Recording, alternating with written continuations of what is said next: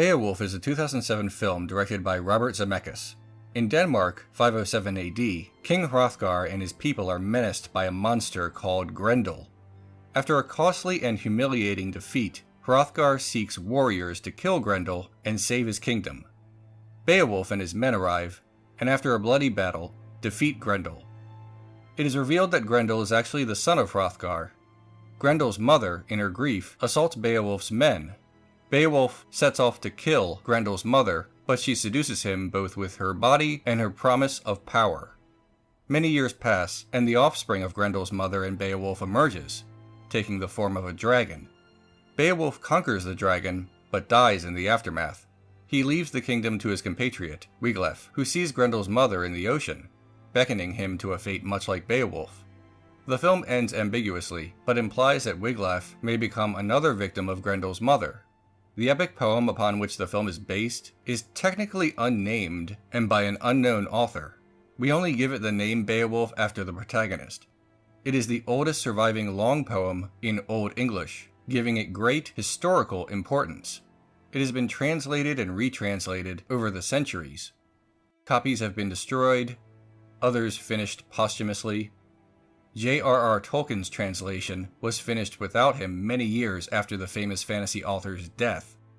I feel that I can say, as a former literature teacher, that Beowulf's significance in the literary world has more to do with its unique place in history and less to do with it being a complex, compelling tale.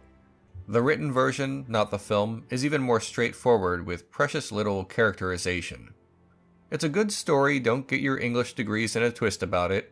This is not an opinion that stories and films of the past century or so have eclipsed this ancient narrative, though. Greek tragedies that predate Beowulf hold greater substance, and Elizabethan and Jacobean era playwrights reach far greater heights. And I know some would argue against all this, and that's perfectly fine. But Beowulf is historically important, but not narratively incredible. And with this in mind, writers, and especially screenwriters, have tried to take this well-known story and give it greater depth. Zemeckis' Beowulf, from a screenplay by Neil Gaiman and Roger Avery, makes several references to the epic poem, not only in the sense that it's an adaptation, of course, but in other ways. For one, Grendel speaks in a language that may not be instantly recognizable to the audience, but he is actually speaking in Old English, the language of the oldest known written version of the story, though the story takes place in Scandinavia. Anyway, Grendel speaks in Old English as a reference to the epic poem version. Also, Grendel's mother calls Beowulf the Beowulf. In Old English, there were often compound words called kennings. A popular theory is that Beowulf's name is a kenning of bee and wolf, two dangerous creatures. In the poem, Grendel's mother does not say this. His name will live forever.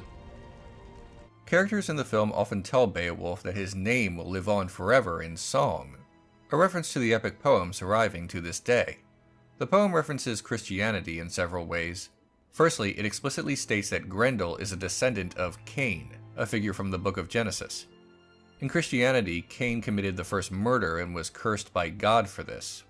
What constitutes the mark of Cain is open to interpretation depending upon one's faith. At any rate, this reference is not the only way in which the story is given Christian flavor. Characters in the epic poem refer to God, singular.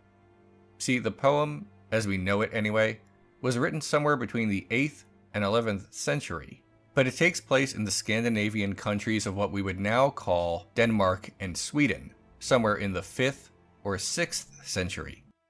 Yet the characters speak in Christian terms. The Christianization of Scandinavia didn't happen until later. It's way more complicated than that, but the point is that Zemeckis' film takes this aspect of the poem, anachronistic Christianization, and expands upon it by actually showing the characters slowly introducing Christianity into their kingdom.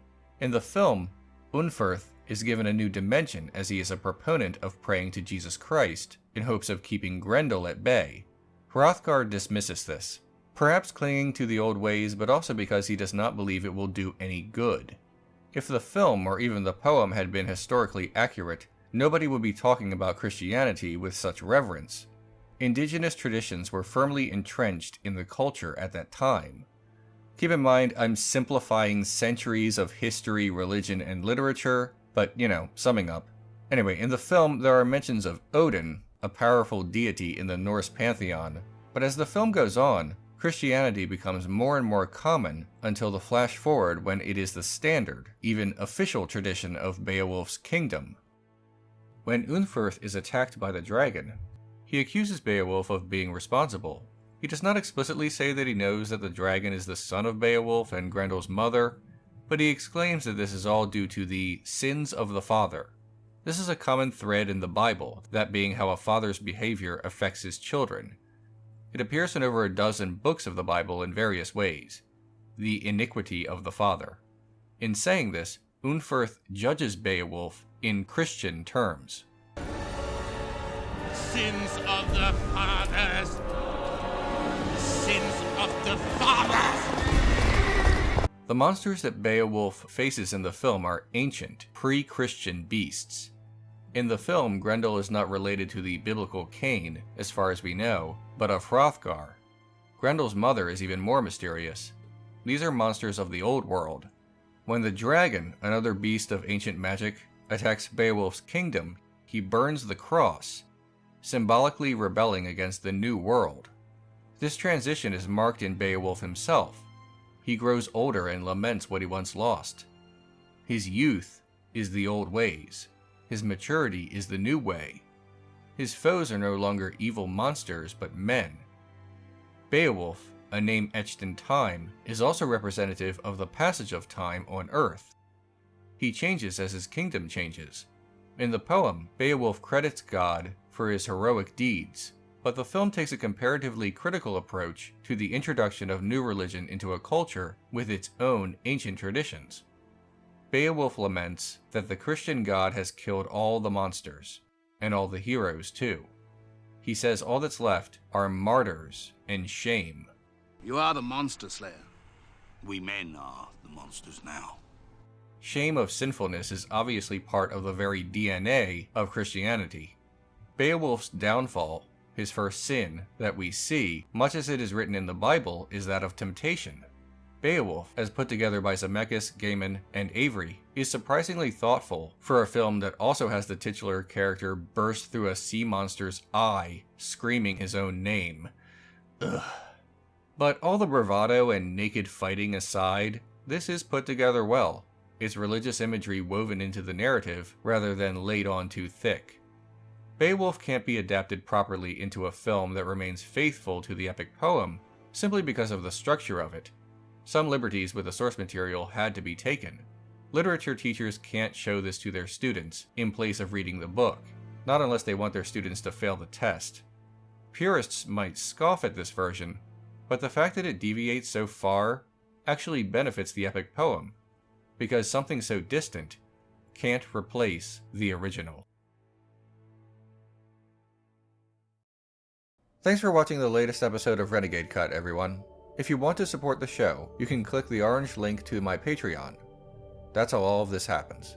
If you want to subscribe and never miss an episode, click on the red link. If you want to watch more, there are some recommended videos below. I'll see you next week for another episode.